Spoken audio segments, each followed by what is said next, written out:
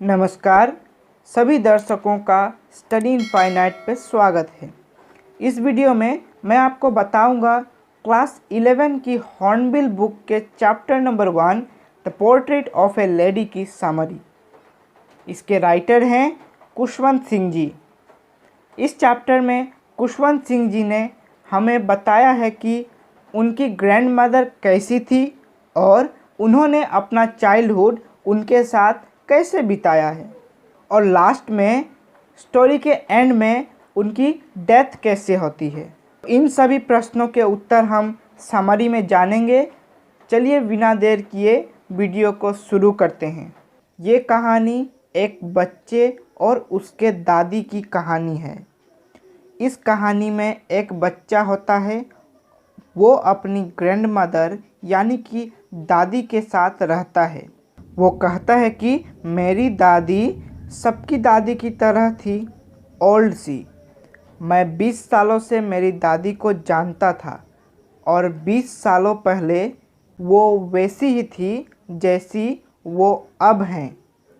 उनके चेहरों पे बहुत सारी झुर्रियाँ थी। लोग कहते थे कि वे कभी बहुत खूबसूरत हुआ करती थी, लेकिन मुझे उन्हें देख कर के ऐसा नहीं लगता था। मतलब जैसी वे आज दिखती हैं उस हिसाब से उन्हें देख कर के नहीं लगता कि वह बहुत खूबसूरत रही होंगी। हमारे घर में दादाजी की एक तस्वीर थी जो सालों पहले गुजर चुके थे, लेकिन इस तस्वीर में मेरे दादाजी बहुत बूढ़े लग रहे थे, लगभग 100 साल के। खैर, मेरी दादी जी मुझे अपने बचपन की कहानियाँ सुनाती थी, लेकिन मुझे उनकी कहानियाँ सुनने में कुछ खास इंटरेस्ट नहीं आता था। मैं बस उनकी खुशी के लिए उनकी कहानियों को सुन लेता था। मेरी दादी हाइट में थोड़ी सी छोटी थी, थोड़ी सी मोटी थी, थोड़ा झुक कर चलती थी। उनके चेहरों पे काफ़ी सारे झुर्रियों के क्रिस क्रॉस बने हुए थे, लेकिन जैसी भी थी बड़ी अच्छी। मैं और मेरी दादी बड़े अच्छे दोस्त हैं। मेरे मम्मी पापा मुझे उनके पास छोड़कर शहर में रहने के लिए चले गए थे। उस टाइम पे उन्होंने मुझे उनके पास छोड़ दिया था। रोज़ सुबह मुझे मेरी दादी जगाती, नहलाती, स्कूल के लिए तैयार करती।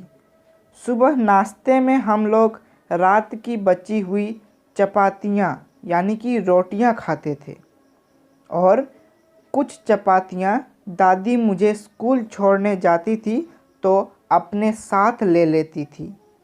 फिर हम लोग स्कूल के लिए निकल जाते थे। अब जहाँ मेरा स्कूल था वहाँ स्कूल के बगल में ही एक मंदिर था, और दादी मुझे खुद स्कूल छोड़ती थी और खुद मंदिर चली जाती थी और पाठ करती थी। मेरी दादी एक धार्मिक व्यक्ति थी। वे हमेशा हाथों में माला जपा करती थी।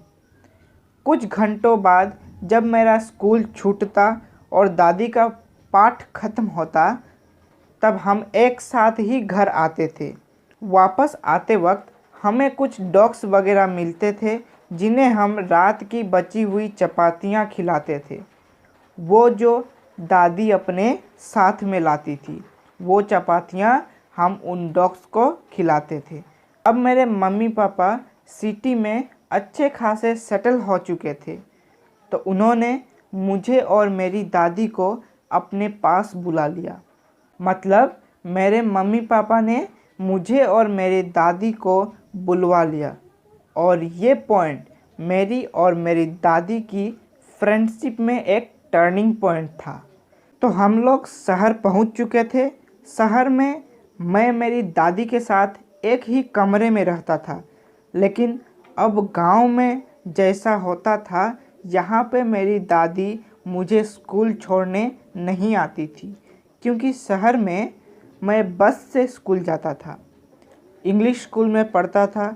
गांव की तरह शहरों की गलियों में वह डॉग्स भी नहीं थे जिनको हम रोटियां खिला सकें। तो मेरी दादी ने क्या किया, अपने घर के आंगन में चिड़िया जो होती है, स्पैरोज़, चिड़ियों को घर के आंगन में खिलाना शुरू किया।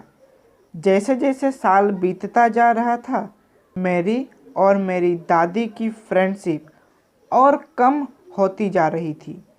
कभी कभी वह मुझसे पूछती थी कि आज तुम्हारे स्कूल में क्या पढ़ाया गया, तो मैं उन्हें बताता था कि English words, little things of western science and learning, the law of gravity, Archimedes principal, the world being round, वगैरह वगैरह। वो बेचारी बड़ी उदास हो जाती थी कि जैसे वो गांव में मेरी मदद कर देती थी कभी कभार पढ़ने में, लेकिन यहाँ अब यह सब पढ़ने में मेरी मदद नहीं कर सकती थी। अब शहर में मेरी दादी को मेरी बहुत सारी चीज़ें पसंद नहीं आती थी और अब आजकल उन्होंने मुझसे बोलना भी थोड़ा कम कर दिया था। अब थोड़ा और समय बीता, जब मैं यूनिवर्सिटी चला गया तो मुझे अपना खुद का रूम भी मिल गया। लग रहा था जैसे मेरे और दादी के बीच में जो लास्ट एक कॉमन लिंक बचा था, वह रूम जिसमें मैं और मेरी दादी रहते थे, वो भी टूट गया। जो भी हो रहा था, मेरी दादी ने चुपचाप एक्सेप्ट कर लिया।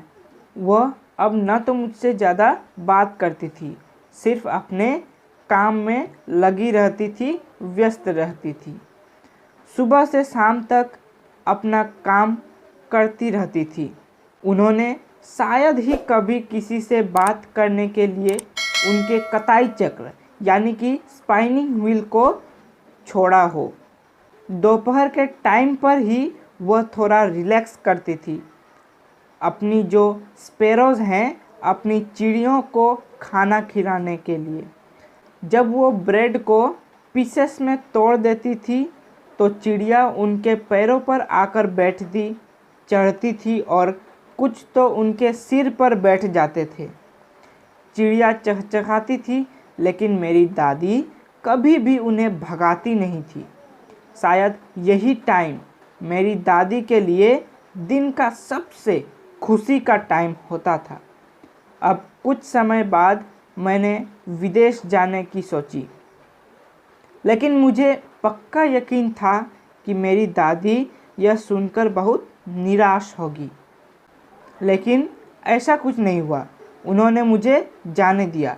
बाकायदा उन्होंने मुझे स्टेशन पर छोड़ने आई, लेकिन ज़्यादा बात नहीं की। उन्होंने मेरे माथे को चूम लिया, लेकिन तब भी वे अपने प्रार्थना में व्यस्त थी।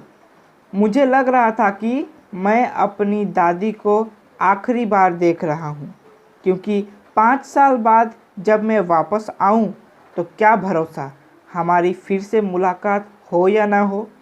लेकिन ऐसा नहीं हुआ, क्योंकि 5 साल बाद जब मैं लौटा तब मेरी दादी मुझे स्टेशन पर रिसीव करने आई। वो थोड़ा सा भी नहीं बदली थी। उन्होंने मुझे झट से अपने गले लगा लिया और मुझे उनकी प्रार्थना सुनाई दी जो वो हमेशा जपती थी। लेकिन अफसोस की बात यह था कि अभी भी उनके पास मुझसे बात करने की थोड़ा सा भी टाइम नहीं था, क्योंकि वो अपने स्पैरोज़, अपनी चिड़ियों के साथ ही खुश थी। जिस दिन मैं वापस आया, उसी दिन शाम को मेरी दादी में कुछ बदलाव नज़र आए। मैंने देखा उस दिन उन्होंने प्रेयर नहीं किया, बल्कि पड़ोसी में जितनी महिलाएं थीं उनको इकट्ठा करके होम कमिंग वॉरियर्स का गाना गाना शुरू कर देती थी। वह उस दिन बहुत खुश थी। अब अगली सुबह वो अचानक से बीमार पड़ गई।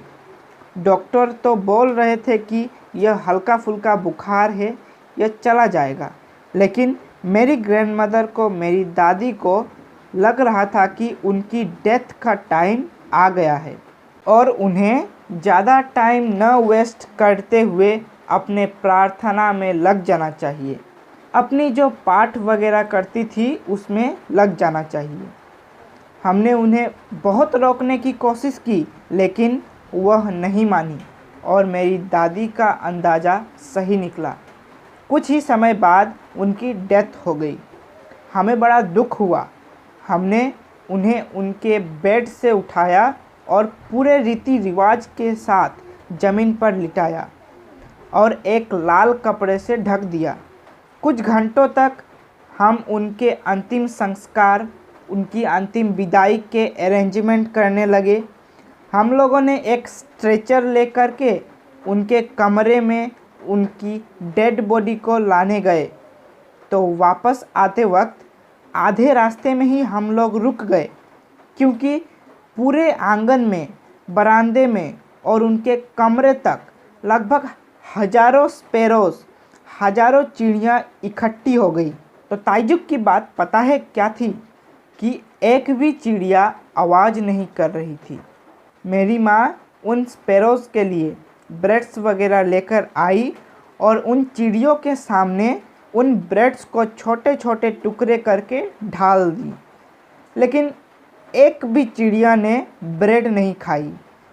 जब हम मेरी दादी के डेड बॉडी को ले जाने लगे तो सारी चिड़िया उड़कर चली गई और अगली सुबह सफाई वाले ने वह ब्रेड साफ करके डस्टबिन में ढाल दिया और स्टोरी यहाँ समाप्त हो जाता है।